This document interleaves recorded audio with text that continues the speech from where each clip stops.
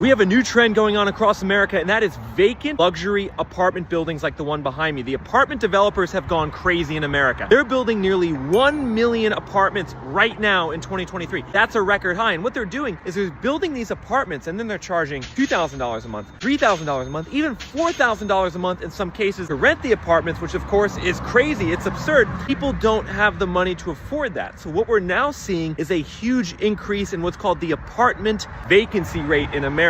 Data from Apartment List shows that in many cities, there's more and more vacant apartments, particularly cities like Nashville, Las Vegas, Phoenix, and parts of Florida are seeing a lot of these vacant apartments just sitting empty. And this is now forcing the landlords to have to cut the rent and in some cases give away 2 or 3 month free rent just to get someone into the building. And ultimately, this is bad news for the US housing market because over the long run, the levels of rent filter through to home prices. And right now, home price to rent ratio is near an all-time high. So if rent is going to start to go down, that means home prices are going to go down.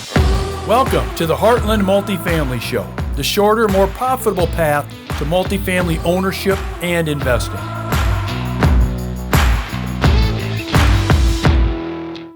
All right, let's discuss that a little bit because this is a trend that's been going on, and more we're seeing this in the media.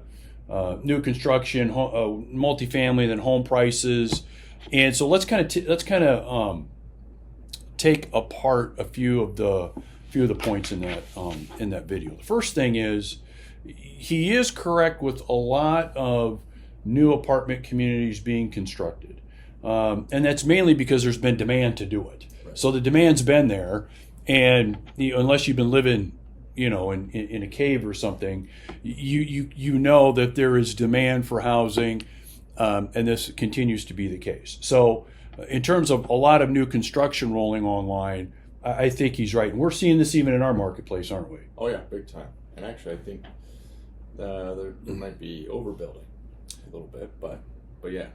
Yeah, well, I'll get to that in a little bit because it's easy to say and think that there's overbuilding being done.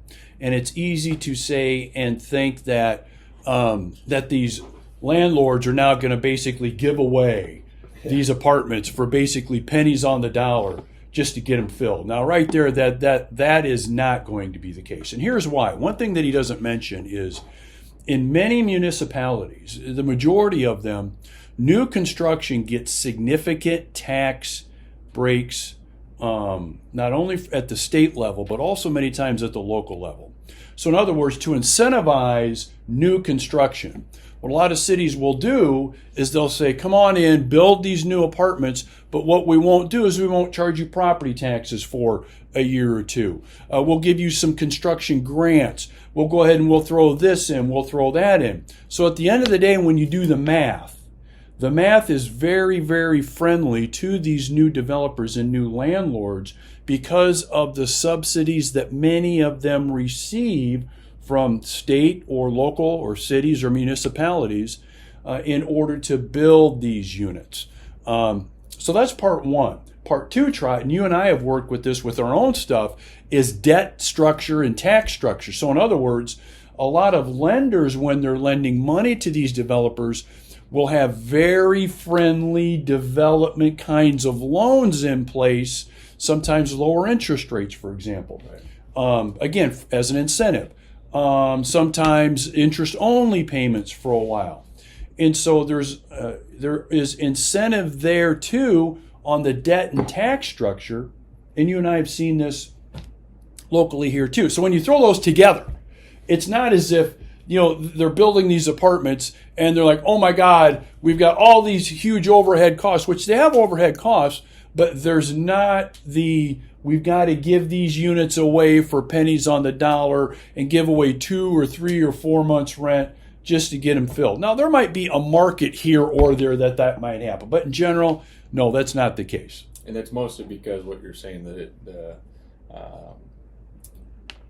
tax forgiveness or whatever subsidy they receive and their cheaper debt, pretty much. Yeah, pretty much. So there's a lot of that going on in the background that many people and maybe he's not aware of, that is very friendly to developers to build these apartment communities in the first place out of the ground. And then the comment of rents will be flat and will even decrease let's kind of look at that for a second. there's something called absorption. There's something called absorption. And if you think about it, it makes sense. So in other words, when a lot of new apartment communities come online, they've got to be absorbed, right? They've got to be absorbed. There's got to be a time where new construction comes online, the units are available, and now residents are moving in there.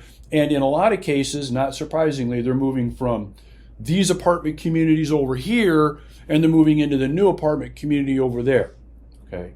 And so what we're talking about here, this is not new. I mean, this goes back decades and decades in the development business. So this is not new. So there will be a period of absorption for these units the new construction units to A, get occupancy at a respectable level, let's just say at least 90% or higher, and B, the folks like us that own apartment communities now, we're going to have a little bit of an outflow of folks. Folks will choose to maybe leave our communities and go to these other ones because they're nicer, newer, whatever, however they see value there. So there's going to be a period of all of that going on where we will see some rents, I think, leveling off and being flat. Rather than decreasing, you mean? Yeah, well, and there might be a market here or there where they're going to decrease. Right. You may have existing owners like us that may say, yeah, maybe just temporarily we may need to lower our rents a little bit. But it won't be again at that level, okay, at that holy, oh my God level that that he was talking about on his video. And so, that's kind of my take on that video. But, one important thing that I totally disagree with, that I think is not going to happen, and I don't think there's any kind of corollary, is he talks about the corollary between rents going lower and demand for single-family homes going down. In other words, single-family home prices going down. That doesn't exist. That's not even the case. They are two separate things, have always been two separate things. And so demand for single-family homes will continue to be very strong. And even in our higher interest rate environment now, there are lines of people waiting to buy single-family homes, but the affordability part of it, the lock on current owners really wanting to sell, so the inventory is very low.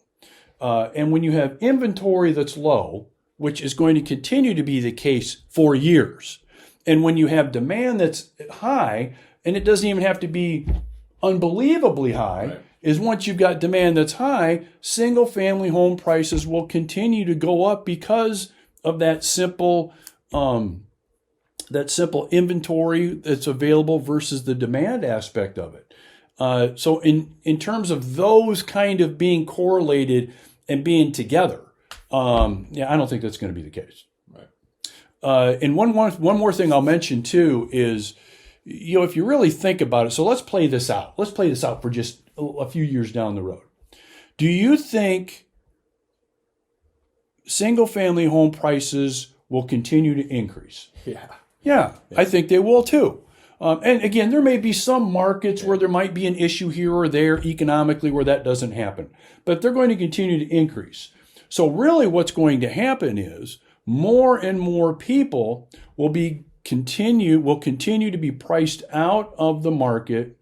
They won't be able to afford these homes anymore, which means they will have to rent, which will then have an effect on everything that this guy was talking about with the empty units and the flat rents and all of those kinds of things. So that is going to be coming full circle as well. Right. Yeah. So any final takeaways you got on that video, Trot? Those are mine anyway. No, I think you nailed it. Yeah. Yeah. It's really a long-term game. You got to think long-term, and I think what we've talked about here, I think, can shed some light on some of that information. Well, if you enjoyed this video and you want to make multifamily a big part of your world, make sure you click here and watch this video on the 3 ways to easily purchase and invest in your next multifamily property.